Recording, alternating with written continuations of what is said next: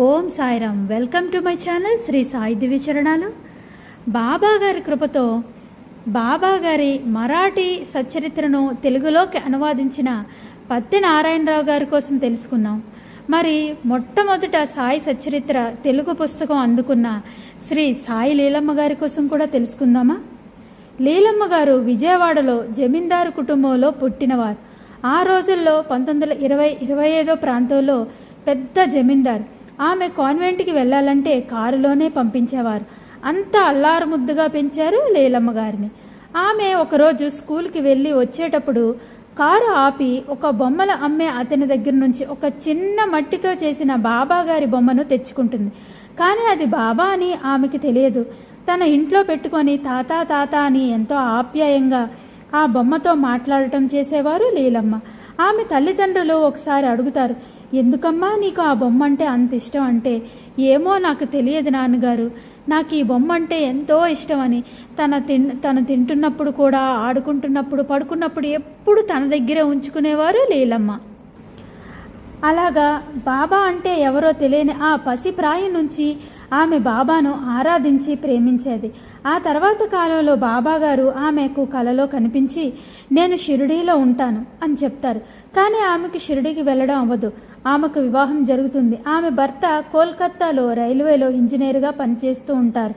ఆమె నివాసం బెంగాల్కు మారింది. ఎప్పుడు పని ఒత్తిడిలో ఉండేవారు లీలమ్మ గారి భర్త. బెంగాల్లో ఇరుగు పొరుగు వారు, తన స్నేహితులు అందరూ షిరిడీకి వెళ్తున్నారని తెలిసి వారితో ఒకసారి షిరిడీకి వెళ్తారు లీలమ్మ. మే 1953లో ఆ రోజు బాబా గారి మొట్టమొదటి దర్శనం చేసుకుంటారు. బాబా గారి అనుగ్రహం, బాబా గారి కృప వలన మొట్టమొదట శ్రీ సాయి సచ్చరిత్ర తెలుగు పుస్తకాన్ని అందుకుంది కూడా శ్రీ సాయి లీలమ్మ గారే. షిరిడీలోనే అందుకుంటారు. అదే రోజు పుస్తకం ఆవిష్కరణ కోసం పత్తి నారాయణరావు గారు, జిఆర్ నాయుడు గారు, సంస్థ వాళ్ళు అందరూ మెంబర్స్ అందరూ కూడా పుస్తకాన్ని పూజ చేయించి తిరిగి వస్తూ ఉంటారు.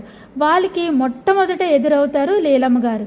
అడుగుతారు, బాబు ఇవేం పుస్తకాలు అంటే బాబా గారి సచ్చరిత్ర అంటారు. ఇందులో ఏముంటాయంటే బాబా గారి లీలలన్నీ ఉంటాయి, నాకొక్క పుస్తకం ఇస్తారా అంటే ఎంతో సంతోషంతో నారాయణరావు గారు లీలమ్మ గారికి ఒక పుస్తకం ఇస్తారు.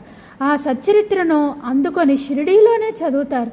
ఇంకా బాబా అంటే ఒక పిచ్చి, బాబాయే సర్వస్వం అయిపోతారు లీలమ్మ గారికి. ఆ తర్వాత బాబాను ఒక భగవంతుడిగా కొలిచి ఆరాధించి ఎంతో సంతోషపడతారు.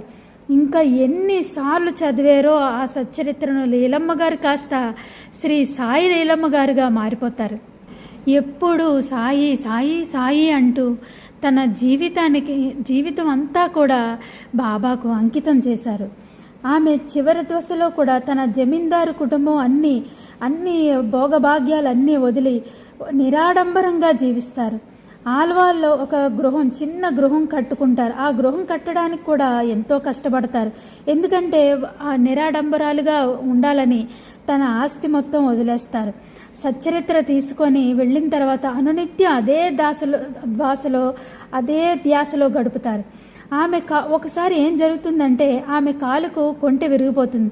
నడవడానికి ఎంతో కష్టం అవుతుంది. బెంగాల్లో పనివారు దొరకడం చాలా కష్టం. ఎలాగా అని అనుకుంటూ ఉంటారు.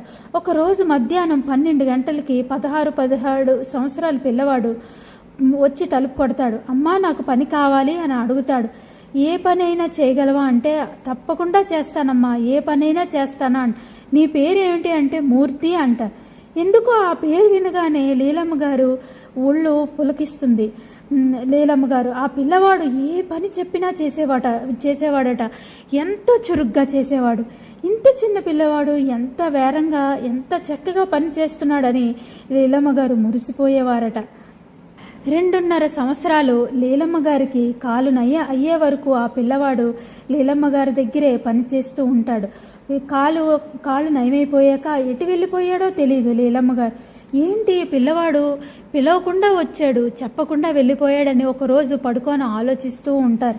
అప్పుడు జ్ఞాపకం వస్తుంది, అవును కదా, నేను బాబాను ఒక మూర్తి బొమ్మగా తెచ్చుకున్నాను కదా, నిజంగా నా సాయే నా కోసం నా కష్టంలో సహాయం చేయడానికి ఆ పిల్లవాడి రూపంలో వచ్చాడు అనేసి ఎంతో పొంగిపోతారు లీలమ్మ గారు. ఎంతో మందిని బాబాగారి దర్శనానికి పంపించడం, బాబాగారి లీలలు చెప్పడం, అనునిత్యం బాబాగారి ధ్యాసలో ఉండి సాయిలో ఐక్యమయ్యారు లీలమ్మ గారు. ఇది లీలమ్మ గారి అనుభవం బాబాగారి చరణాల దగ్గర. బాబాగారి కృపతో మరికొన్ని భక్తుల కోసం మరికొన్ని వీడియోల్లో తెలుసుకుందాం. ఓం సాయిరామ్. రాజాదిరాజ యోగిరాజ పరబ్రహ్మ శ్రీ సమర్థ సద్గురు సాయిశ్వర్ మహారాజ్ की जय. समर्थ सद्गुरु साईनाथ महाराज की जय.